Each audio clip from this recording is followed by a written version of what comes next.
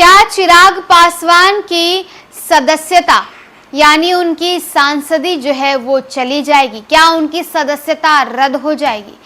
High court की तरफ से क्या फैसला आएगा? नमस्कार, आप देख रहे हैं न्यूज़ फॉर नेशन और मैं स्वाति पांडे आपके साथ। अभी लोकसभा चुनाव समाप्त ही हुआ है। तमाम सांसदों ने लोकसभा के विशेष सत्र में तमाम नव नियुक्त जो सांसद बने हैं उन्होंने शपथ ही लिया। तब तक बड़ी खबर आ गई चिराग पासवान से जुड़ी। क्या चिराग पासवान की सदस्यता रद्द हो जाएगी? दिल्ली हाई कोर्ट में चिराग पासवान के खिलाफ सुनवाई होने को है। इस सुनवाई में हाई कोर्ट क्या फैसला लेगा? क्या चिराग पासवान के खिलाफ ये फैसला आएगा या उनके पक्ष में आएगा? पूरा मामला क्या है? आखिरकार दिल्ली हाई कोर्ट में चिराग पासवान के खिलाफ सुनवाई क्यों चल रही है और ऐसा क्यों कहा जा रहा है कि उनकी संसदीय जा सकती है? अगर पूरे मामले की बात करें तो केंद्रीय मंत्री चिराग पासवान अब नए झमेले में पड़ते दिख रहे हैं। दिल्ली हाई कोर्ट ने कहा है कि बिहार की हाजीपुर लोकसभा सीट से लोक जनशक्ति पार्टी रामविलास के अध्यक्ष चिराग पासवान के निर्वाचन को पटना हाई कोर्ट में चुनौती दी जानी चाहिए। हालांकि अदालत ने इस मुद्दे पर एक चुनाव याचिका 28 अगस्त को सुनवाई के लिए सूचीबद्ध की है। न्यायमूर्ति विकास महाजन ने याचिकाकर्ता के वकील से कहा, ये उस उच्च न्यायालय में कैसे सुनवाई योग्य है? निर्वाचन क्षेत्र बिहार राज्य में है।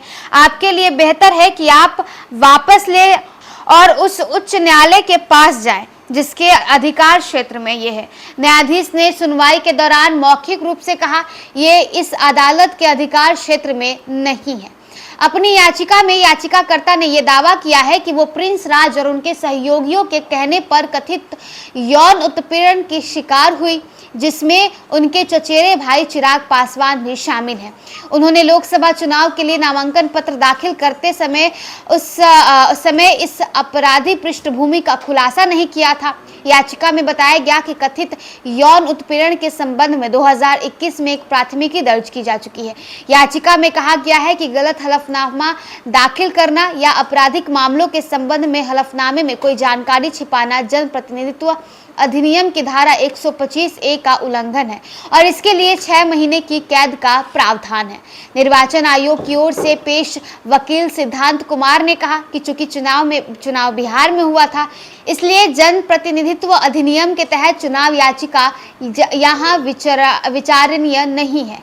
केंद्र की ओर से ये मामले में पेश हुए अतिरिक्त सॉलिसिटर जनरल चेतन शर्मा ने दलील दी कि कानून के अनुसार सिर्फ निर्वाचन क्षेत्र का मतदाता या उम्मीदवार ही निर्वाचन को चुनौती देने के लिए चुनाव याचिका दायर कर सकता है और याचिकाकर्ता दोनों में से किसी भी श्रेणी में नहीं जाती है। तो देखिए, हाजीपुर से संसदीय जा सकती है चिराग पासवान की, ऐसा हम नहीं कह रहे हैं, बल्कि आपको बताएं तो दिल्ली हाई कोर्ट में उनके खिलाफ सुनवाई हुई है और दिल्ली हाई कोर्ट ने जिस महिला ने चिराग पासवान के खिलाफ याचिका दायर किया है उससे ये कहा है कि आप दिल्ली नहीं बल्कि आप पटना हाई कोर्ट जाइए और वहां जाकर इसके खिलाफ याचिका दायर करिए, क्योंकि वो उनके अधिकार में, यानी ये पूरा मामला जो है वो उनके दिल्ली हाई कोर्ट के अधिकार में नहीं आता, चूंकि चिराग पासवान बिहार के हाजीपुर से सांसद हैं।